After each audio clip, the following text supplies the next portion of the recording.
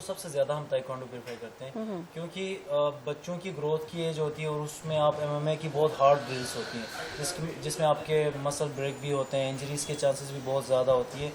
इसलिए हम सेम वही बिहेवियर फीमेल्स का भी होता है, उनकी body behaviour as compare to male थोड़ी बहुत हम उस पर कंप्रोमाइज़ करते हैं और फीमेल्स की मोबिलिटी बहुत जल्दी हम इम्प्रूव कर सकते हैं as compare to male. That's why क्योंकि ताइक्वांडो टोटली डिपेंड करती है मोबिलिटी पे। आपने किक फेस पे करना है, लाइक किक को आप अपने फुट को हेड पे लेके जा रहे हो तो ऑब्वियसली उस पे आपको मोबिलिटी पे वर्क करना है। इसमें हाई किक की जाती है। हाई किक की जाती है, इसलिए हम फीमेल्स और बच्चों को ताइक्वांडो रिकमेंड करते हैं। अच्छा, बच्चों को क्या बेहतरीन एज रहती है उनकी मार्शल आर्ट सिखाने की?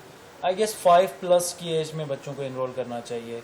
नॉर्मली हम अपने जिम्स में 3+ के बच्चों को हम ट्रीट करते हैं, बट सबसे जो आइडियल मुझे लग रहा है कि वो 5+ में सही लगेगा।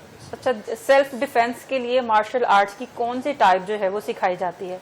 सेल्फ डिफेंस में हम एक थ्रू ऑल और एक पैटर्न बनाते हैं, एक पूरा प्रोग्राम डिज़ाइन करते हैं। उसमें वो combination of all combat sports martial arts होता है, जिसमें एमएमए की भी कुछ टेक्निक शामिल होती है, ताइक्वांडो की भी, बॉक्सिंग की भी। इन सब को मिला के जो कोच होता है वो डिज़ाइन करता है। और स्पेसिफिकली अगर मुझे आप गेम कहें जो सबसे ज़्यादा सेल्फ डिफेंस के लिए फिजिबल है वो एमएमए में है। अगर कोई एमएमए फाइटर है तो बाकी फाइटर आई डोंट थिंक के वो उसके साथ कम्पीट